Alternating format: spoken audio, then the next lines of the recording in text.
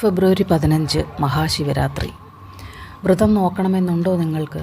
എങ്കിലിത് കേൾക്കൂ. ഫെബ്രുവരി 14 പ്രദോഷ ദിനം ഒരിക്കലോടെ വ്രതം ആരംഭിക്കാം.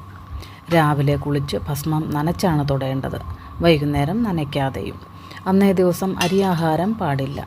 അതുകൂടാതെ പകലുറക്കം, എണ്ണ തേച്ചുള്ള കുളി എന്നിവ പാടില്ല. തലേ ദിവസത്തെ ഭക്ഷണം കഴിക്കാതിരിക്കാൻ പ്രത്യേകം ശ്രദ്ധിക്കണം കേട്ടോ. ഫെബ്രുവരി 15 ശിവരാത്രി ദിവസം ക്ഷേത്ര ദർശനം.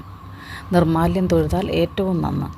പോകാൻ പറ്റിയില്ല എങ്കിൽ ഓം നമഃശിവായ ചൊല്ലി ഭസ്മം തൊടുക. ശിവരാത്രി ദിനത്തിൽ പൂർണ്ണ ഉപവാസമാണ് വേണ്ടത്. വേണമെങ്കിൽ മിതമായി വെള്ളനേദ്യമോ പഴമോ കരിക്കോ കഴിക്കാം. പകൽ ഉറങ്ങരുത്. ഓം നമഃശിവായ കഴിവതും സമയം ജപിക്കുക. ശിവരാത്രി ദിനത്തിൽ അന്നദാനം നൽകുന്നതും കൂവളത്തിന് വെള്ളമൊഴിക്കുന്നതും ശിവപ്രീതിദായകമാണ്. വൈകുന്നേരം ദീപാരാധന തൊഴുന്നതും ശിവരാത്രി പൂജയിൽ പങ്കുകൊള്ളുന്നതും